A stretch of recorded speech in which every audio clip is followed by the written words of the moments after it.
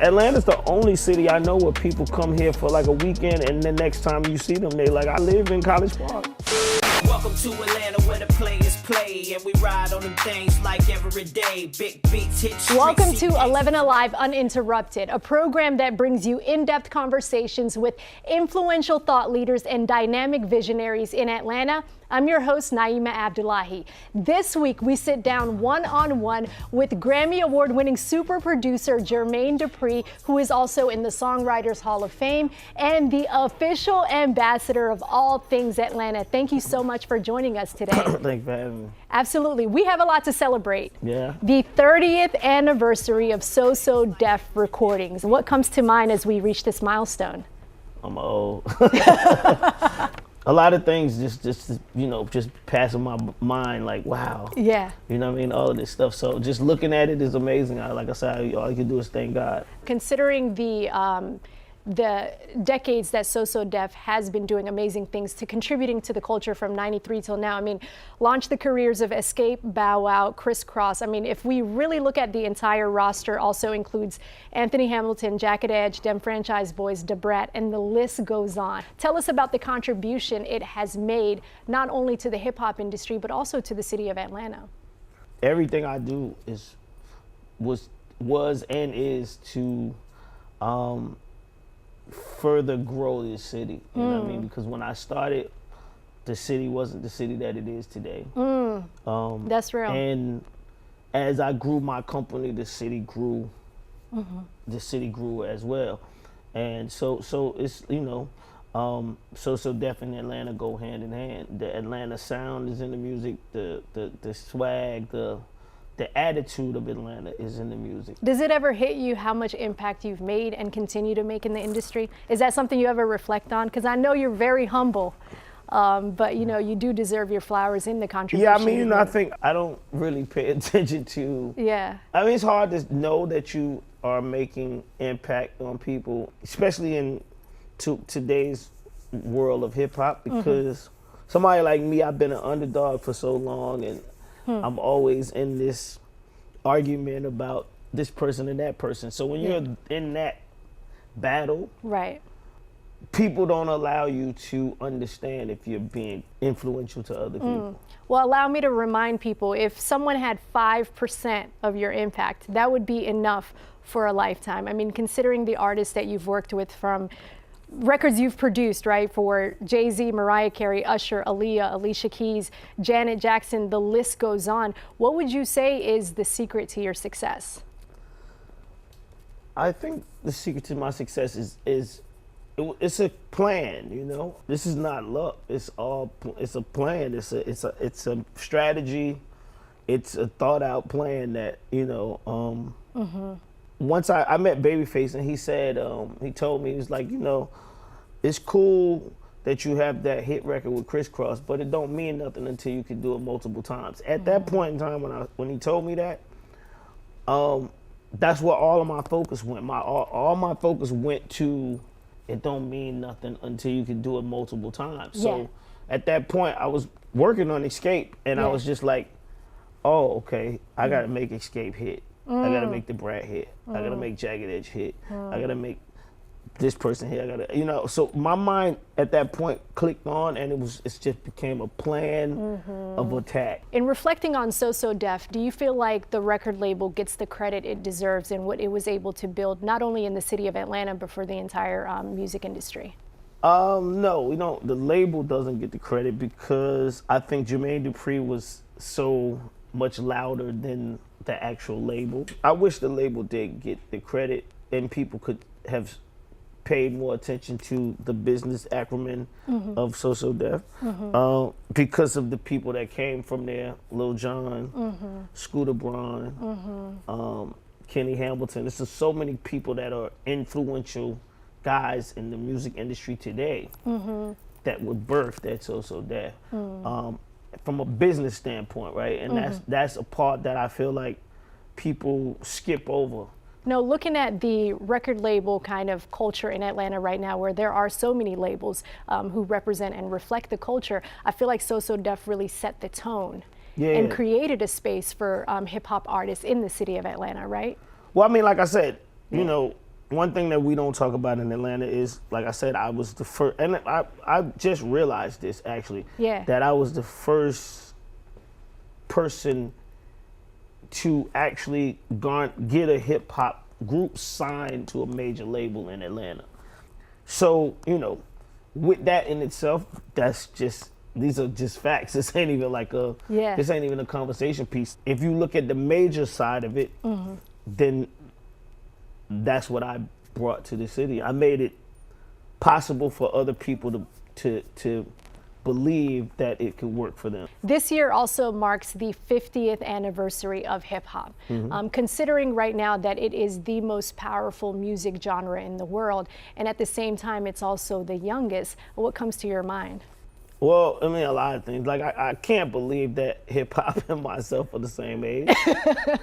It's amazing because I do remember doing interviews just like this when I started with Crisscross, and people still saying it was a fad. I also remember when I was younger and I was dancing and I would do whatever type of interviews I had back then, and I would hear reporters talk about hip hop being a fad. Now for hear you say it's the most dominant music genre ever, is amazing, you know. So. And looking at, you know, just the contribution that Atlanta has had with that, you know, when we look at Outkast, when we look at Goody Mob, when we look at So So Def and so many others, tell us about that sauce that Atlanta was able to put into that 50 years as well. I mean, I think the sauce that Atlanta brought to hip hop was just territory, right? Because I was thinking about this the other night, you know, one thing that I have that I have kept as I continue to keep doing what I'm doing, is that, you know, my territory. This is my territory. Right. I haven't moved to another city and set up shop. I didn't, you know, I never did that. Out of all the years that I've been doing what I'm doing, I never decided to leave Atlanta and go to somewhere else and try to recreate what I had in this city. Right. A lot of hip hop artists today and in the past moved, and they didn't have the ground structure that Atlanta artists have. So you look at QC, you look at Future, you look at Lil Baby, you look at Outkast, you look at Goody Mob. It's all, the bottom structure is all the same. How would you describe that fight for Atlanta to feel heard with the South got something to say? I mean, like when we talk about that creativity, that sound, that sauce, and that style that come from the city, tell us about that fight for the city to feel heard during those times and today as well. I mean, it was pretty hard, you know. I wanted to be heard so bad that I took a lot of different turns that a lot of different artists weren't taking. And when people talk about Southern hip hop, I'm the first person from the South to make a record with Jay-Z, right? So, and I didn't do that to infiltrate what they were doing, but I did that to further along what we were doing, right? To move the mindset of that, you know, Atlanta was just this country place that, you know, didn't deserve to be in hip hop. And I grew up in that space of people thinking about Atlanta from that perspective. That fight was hard though, being, you know, considered country and people not playing our records based on that is just wild to me. I feel like that fight is still there though. Oh yeah, it's still there because why do you think it's still there, even as the mecca of the hip hop industry right now? Because they care about hip hop, right? Saying I called you, right? They care about hip hop, right? That's a part of hip hop that people don't talk about. Right. You have to care about this. You have to care about it. You have to want to move the needle. You as a person have to want to move the needle if you want to be in hip hop. And kind of reflecting on the impact of the genre, what seems to cloud it is some of the violence that oftentimes does get covered, unfortunately, with some of the artists that we've lost over the years as well. Where does the responsibility lie within that? I mean, that's hard. I mean, because, you know, hip hop it's always been a dangerous sport. It's not, you know, I think social media makes the violence louder now. Okay. We have lost more rappers than ever, and it also makes the rappers more accessible, right? It makes it easier for you to find them. It makes they people on Instagram with money arms and money phones, and they tag where they location at. So it does make it easier for you to get to them and all of this. So, but I think social media is the reason behind that. I think people need to stop using social media in that space. We all know that. But at the same time, I think people should never blame hip hop. They should blame the eyeballs that have been being able to put on it, because that wasn't there before. And it's a young sport. Also, I say that Yeah. I'm glad that we are celebrating the 50th anniversary, because Yeah. people talk about hip hop like it's 100 years old. Yeah. It's not. It's something new. It's something that is growing every day, and it's something that changes every month, and it's Yeah. something that is learning. It's the animal amongst it, hip hop itself. He's learning every day. Yeah, part of that learning process is also seeing the value of mental health. And I know that that's something Shanti Das really stresses. Yeah. How can we bring mental wellness to, the culture, so that we're also talking about the things that we need, where if an artist does escape the trap, they're not mentally trapped, and that they have that wellness journey to be a better holistic person as well. I mean, it's crazy because, like, I swear, man, when I was growing up, I never heard nobody talk about mental health. I was going to ask you that. Go ahead. So I'm a person that's just learning this now. You know what I mean? And I Yeah. think that people, I feel like that's another thing that people have to take into consideration when you're talking about mental health and all of that. Yeah. I've been here, 50 years, and I'm just now hearing people talk about this, and I'm trying to understand it. Like, at first it was like, where's this coming from, right? Like, Yeah. because if somebody was talking about mental health back when I was younger, it was like one person. It was like this one person is going through mental health things and da-da-da-da.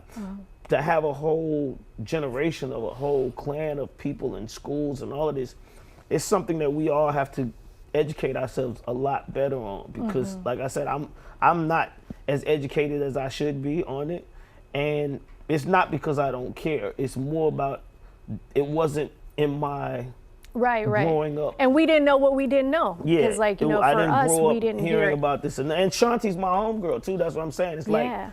to have her be as close as she is to me, Yeah.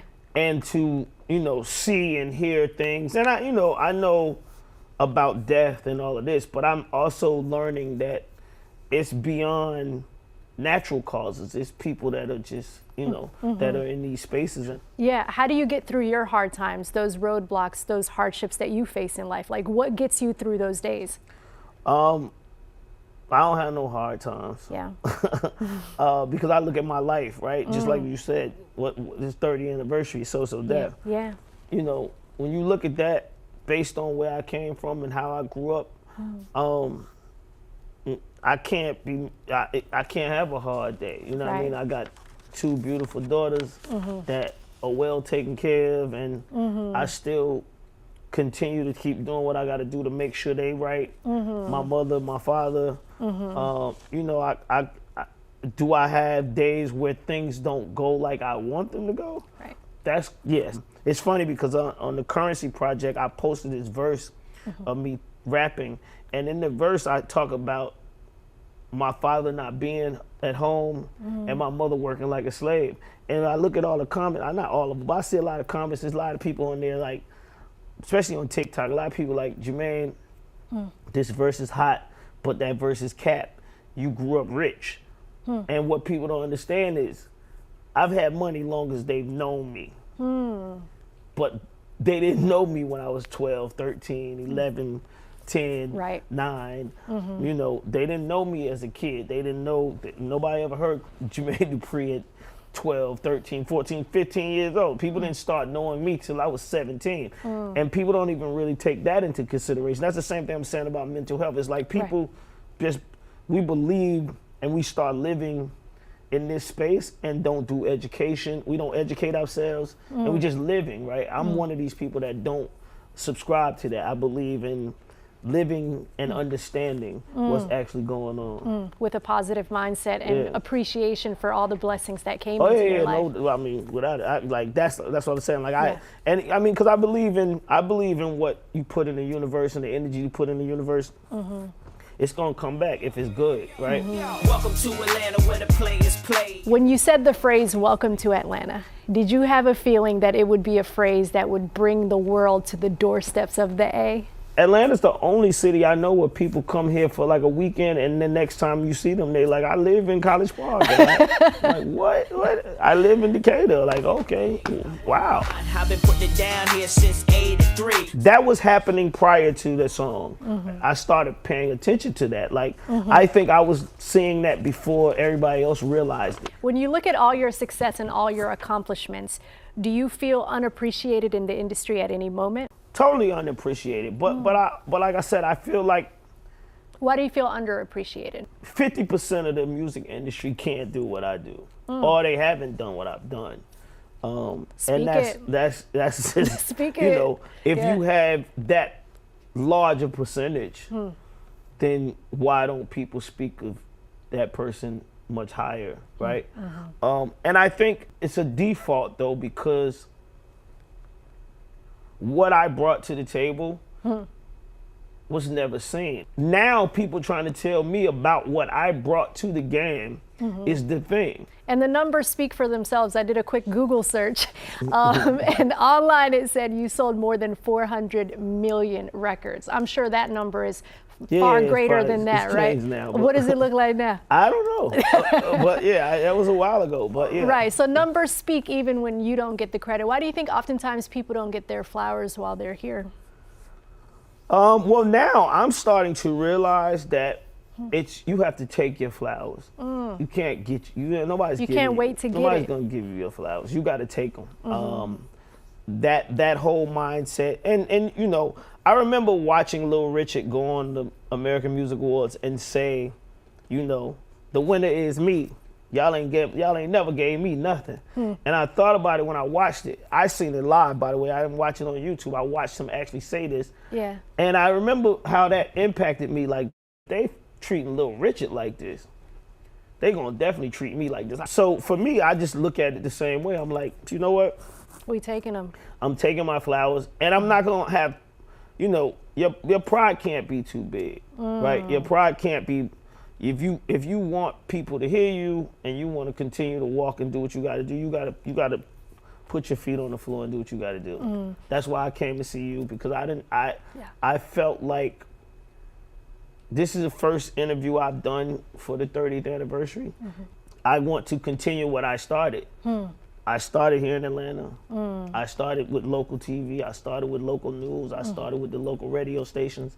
I want the base to continue to stay the same, and the base will never change long as I continue to do what I've always done. Jermaine Dupri, thank you so much for this having me. in-depth conversation. We appreciate your time to talk about your legacy and your impact that continues to unfold in the city of Atlanta. And to you, our viewers, thank you so much for tuning in right here on 11Alive Uninterrupted. I'm Neima Abdulahi. See you next time.